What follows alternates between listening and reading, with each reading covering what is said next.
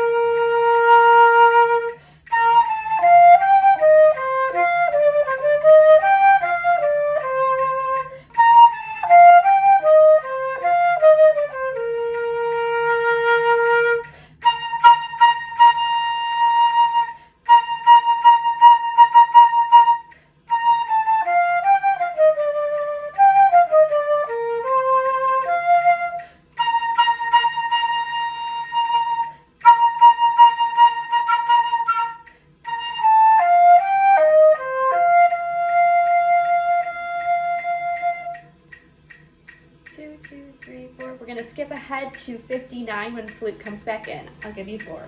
1, 2, 3, 4.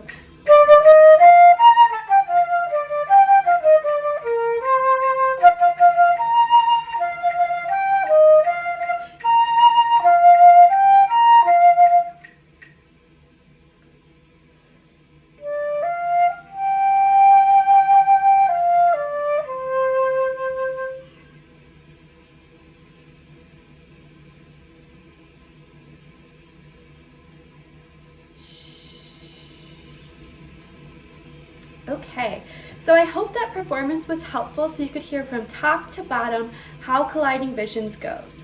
So the next thing I want to do is I want to walk through some little tips and tricks, things to think about when you're playing this piece. If there's anything I don't cover and you'd like to know more, please feel free to reach out to Music Mastery and I will make sure to help you with that. So the first thing, whenever I get a new piece, I want to check and see if my key signature stays the same.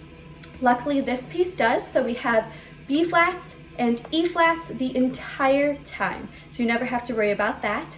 The next thing I want to check is our time signatures. So we kind of jump around between 3/4 and 4/4.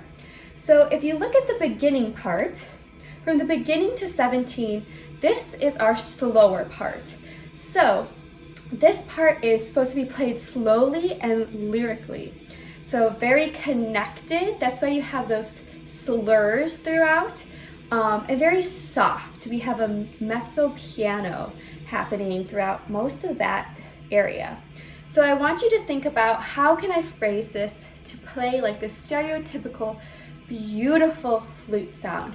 So if I was going to play the first 4 measures, maybe I tried, so I'm starting mezzo piano, maybe I try to do a little crescendo and diminuendo as we're doing that. So if I would try maybe the first 2 measures with the crescendo, decrescendo the second 2, so get louder and then get softer. Hear this.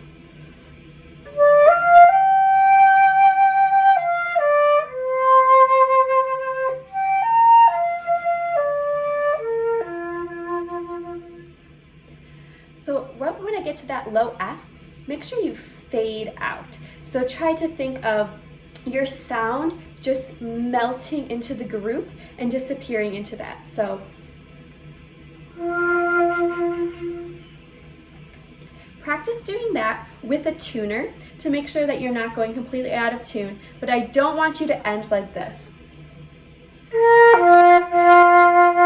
Like as loud loud as you can play because we're supposed to fade out, make it sound pretty. So that beginning part, think of lyrically playing, connected, smooth, and make sure you get all those slurs in there.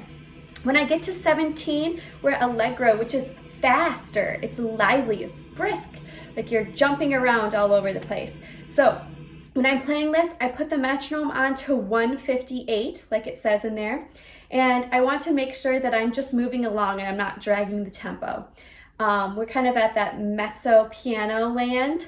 The first thing I want you to check is in 19, make sure that that B flat is in tune because the whole flute section is going to be playing this.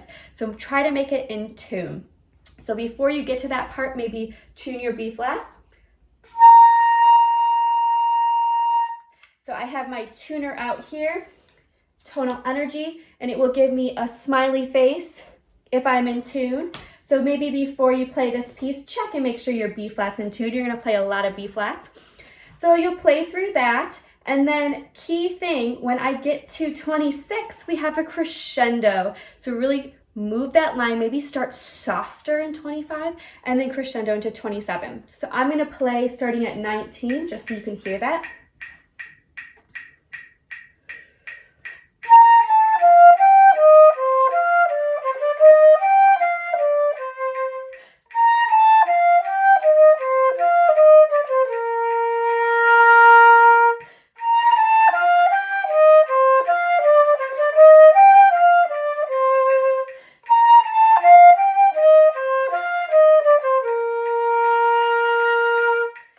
Okay, so the first phrase is a little bit softer, second phrase a little bit louder.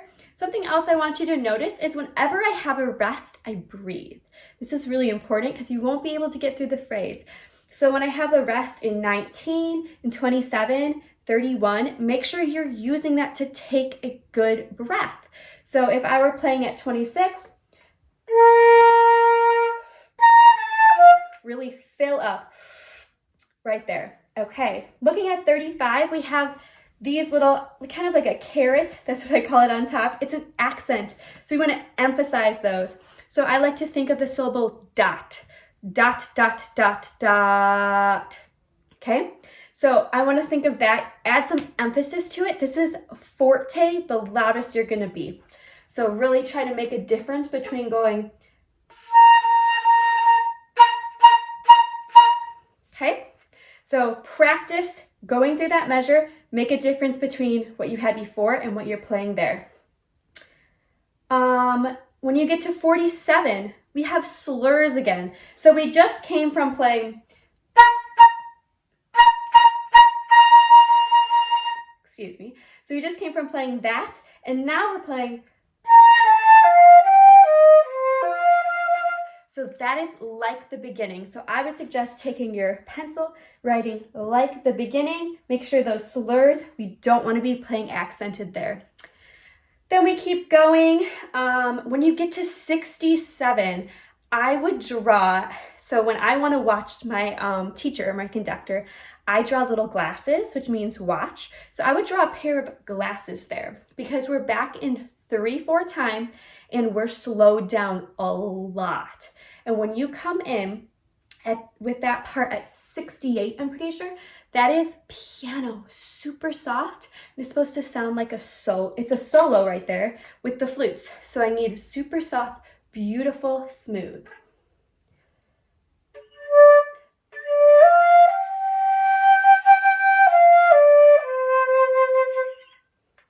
Okay, make sure you're still playing with good air and good posture, even though you're playing softly.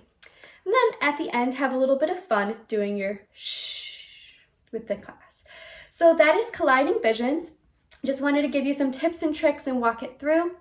If you have any other questions, please let us know. But that is it for this video. I hope this video was helpful.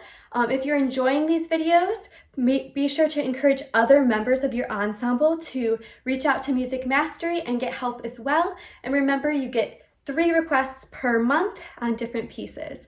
Thank you, and I hope this is helpful.